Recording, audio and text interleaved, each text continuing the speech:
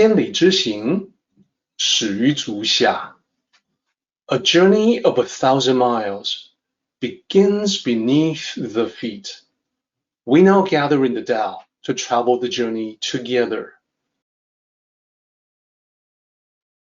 Welcome to Tao Talks with Derek Lin, where we take a deep dive into the Tao Te Ching by Lao Tzu. As always, I want to extend my welcome to you. Thank you for joining us.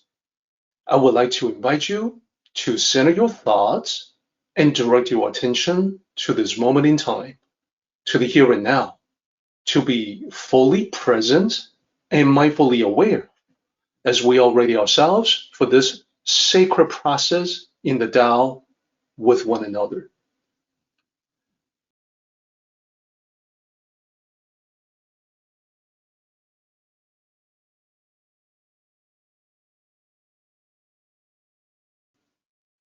So what should be the work in a wise ruler governing the subjects of a kingdom? This ruler, he or she, would start with empties the hearts of excessive desires and arrogance. That is the first step. And the ruler, the wise ruler, would do so by setting an example.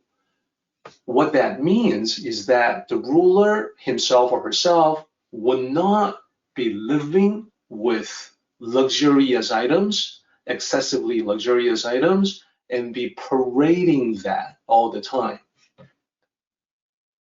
Second, the ruler would be focusing on making sure the basic needs of the people are met.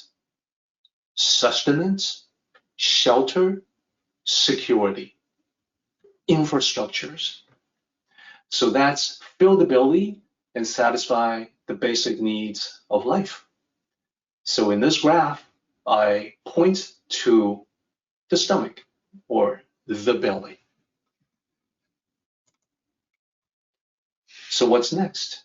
Well, you've already seen the progression, so you can expect that the next item for the ruler to focus on is to weaken the mind of unrealistic ambitions to focus on reality. This is because, as we mentioned, as we discussed, it is foundational for a strong kingdom to have that strong basis. The economics must be sound. There must be production, there must be productivity, the people must be working to better the kingdom as a whole, taking care of the basic issues. So rather than to focus on unrealistic ambitions, practical reality is more important. And finally, the strengthening of the bones. Strengthen the bones of integrity and character. That is, the ruler would promote the value of integrity and character as important virtues. This is also done by the ruler setting an example. The ruler should always be the one to exhibit integrity and character and not compromise either one, even in the face of difficult decisions. Looking at this right here and looking at the four moves, the four objectives of the sage ruler, we can see that the subjects of a kingdom, what they need, like the basics, like integrity and so forth, what they need match exactly what we need in life. The subjects of a kingdom need the same thing that a person needs in life. Looking at this list right here, yeah, we should do something about the desirable objects, the many desires that beset us. We should be taking care of the kitchen table issues, the basics of life, and we should be mindful of unrealistic ambitions that take us away from practical, everyday reality. And last but not the least, we should also be focusing on our own integrity and character. So living in the modern world, in that sense, is really no different than living in ancient times. And that's because human nature has remained the same. To emphasize that, I think that I want to present a side-by-side view that maps from the ancient setting to the modern world, to see that Lao Tzu, what he talked about, is very applicable in this day and age. In this table, the same as last time, you see the top row applying to the ancient context, the king or the emperor. And then the bottom one, that will be you and me. So let's talk about emptying the heart. As I mentioned, the king should set an example. Material things are not the most important, and we can connect this to the virtue of humility.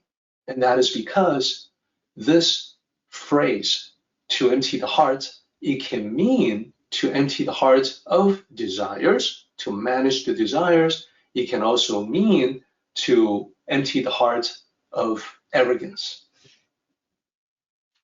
How would that map to our lives? It is important for us to moderate our own approach to material possessions. Material things take up space. If they're not needed, they are clutter.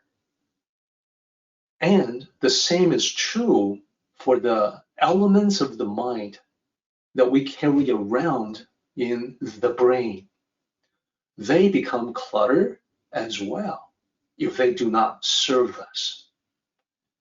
It is therefore an imperative task for every single one of us to declutter the environment externally and the mind internally.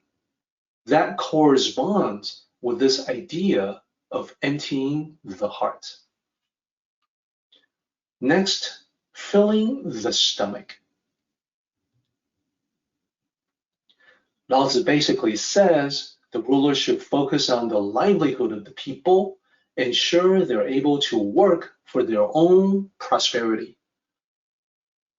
Give them the environment that is safe in which to work, protect them, and people will find ways to work, to be productive, to achieve their own prosperity. We map that to the modern life. And this basically means we apply the Tao to our own livelihood to attain abundance for yourself and your loved ones. So the thing to pay attention to here is that the attainment of abundance is not contrary to the Tao. It is encouraged in the Tao. Encouraged specifically that you use the Tao, follow the Tao to attain abundance for yourself. It doesn't make you a less spiritual person. It just makes you a spiritual person who can do more to contribute. And then the third column here, reduce ambition. This harkens back to the very beginning of this chapter where Lao Tzu says, don't single out people for excessive praise, for glorification. So refrain from excessive glorification of anyone. Set the appropriate perspective on fame. And that goes back to our discussion on Tao-centric recognition, Tao-centric motivation. How do we map that to our lives? Well, the idea is that we should focus on the work in the present moment without necessarily making that all about the pursuit of fame.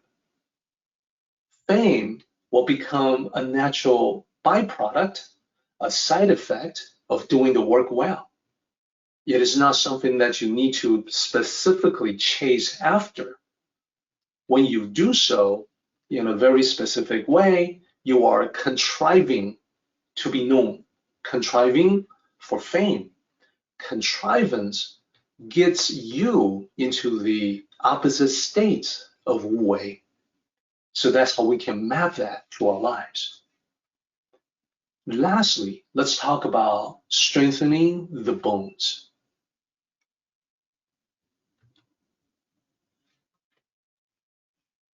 We talked about bones being metaphorical language for integrity. So this is basically saying that the king, the emperor, perhaps the empress, should emphasize the importance of integrity in the kingdom or empire. Place it above all as a virtue. In other words, your word should mean something. You as a person should be living with integrity. You should be very careful about the possibility that your integrity can be breached. And the ruler would put himself or herself first and foremost as an example of integrity. Now, you, the emperor or empress in your own empire, this means every single one of us should be a person of honor. We should accept no compromise for integrity. We should have that personal code of honor that we don't vary from, that we never compromise. We should be living our own values. When we're able to do all of this, and let me bring back the graphic, the ripple represents what happens when a pebble representing distractions is thrown into the pool representing the mind. The mind becomes disturbed when there are distractions placed in it, like a pebble dropped into a pond. If we're able to do the above, then we can have much greater control and mastery over the disturbance caused by distractions and temptations. And that is the ultimate goal.